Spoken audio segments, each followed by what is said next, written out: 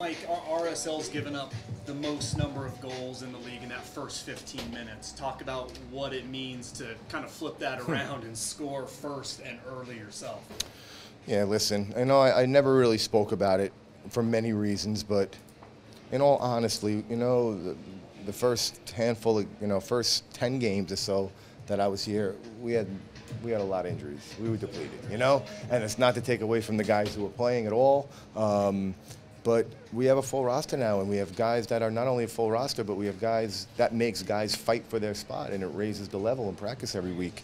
So it's a joy. It's a joy that we're finally putting things together because, you just sense that once we get everybody back and healthy, and we're fighting for positions, the talent's there, and it's a joy to watch. You gave up that goal at the end, but pretty close to a shutout in a season when you've given up a lot of goals. Yep. Are things starting to come together defensively? I don't know. We'll see. It seems that way. The last couple of games, even the Man United game.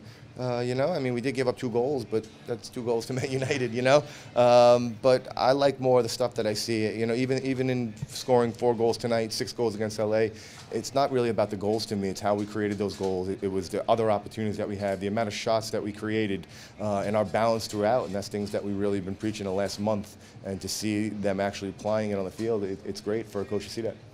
It might be easy for the team to have lost their composure a little with all the cards going around, not quite sure what the ref's going to do next. How do you feel your team kept their composure tonight? Well, I'm curious as to why Kyle got a red card.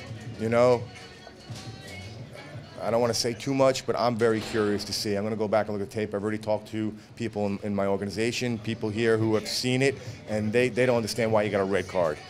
So it was frustrating to see that. We were just talking about keeping our composure. Aside from that, I think the guys kept their composure. I think they got a little bit too goal happy in the last 15 minutes, and I think we left ourselves a little bit exposed at times. But besides that, I think they kept their composure well. It looked like Toledo was taking his time on those 2 cards. Did he say anything to Kyle? Did Kyle say anything to you? I haven't spoken to Kyle about that yet, but I'll obviously talk to him. I'm sure that he was checking with his 4th official and linesman to see what they saw.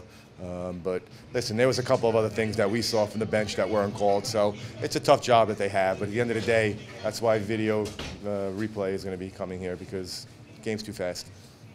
2 goals from Plata, you spoke about on TV. But what have you seen from him lately? Where he's come from the first 2 weeks that I was here and the issues that him and I had to right now where he is completely on board. He's doing everything we're asking. That's one of the beauties of coaching, to see that, to have that relationship with a player and bring him, be a part of bringing him to a place that he's firing on all cylinders now. It's great.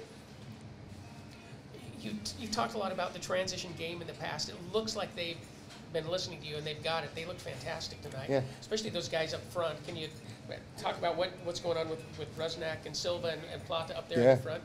Listen, they're very high quality players to begin with, and every coach needs good players, and there's no secret to it. In the professional sports, if you don't have good players, doesn't matter how good a coach you are, it's very rare that you're going to succeed. So my hat's off to them for their talent. But as far as listening, that's the second part of it, To like we said, for 10 days now, well, for 4 months, but really these last 10 days to go through things specifically and stop and put them in their right positions and explain to them and have them a part of the process as far as me not dictating, but collaborating with them almost, having them buy in, and then to see it on the field. 3 of those goals, besides the penalty kick, were plays that we worked on almost, over the last 10 days, the runs, the off-ball movement, and it's fantastic to see it. You've been working on the 35-yard bombs from Kyle? Yep. Have been. Actually, I was yelling at him the other day because I want him sitting in front of the defense, and all he does after practice is shoot. And I said, how am I going to get you to stay if you can keep going up and shooting? So, hey, he had a great, fantastic goal today, and hopefully his red card, they do the right thing and it gets rescinded, and he'll be available against Saturday. So you've got another short turnaround. How is the red card on Beckerman going to affect your preparation for Kansas City? Well, if it is a red card, if they don't overturn it, then it's not going to. It's going to affect us by him not being there. But we already started planning for that right now. We're planning to not have him, but I'm hoping they do the right thing and review it and overturn it. But again, that's why Luke was suspended this game, so he'll be ready. That's why we took Sonny off. I think it was on the 78th minute, because obviously if Kyle's not there, it'll be Sonny and Luke most likely. So we need to rest his legs a little bit. But we have backup plans. But you know, Kyle's the captain. He's the heart and soul of this team, and that's not why they should rescind it. They should rescind it as far as we're concerned, because I don't think it was a red card offense.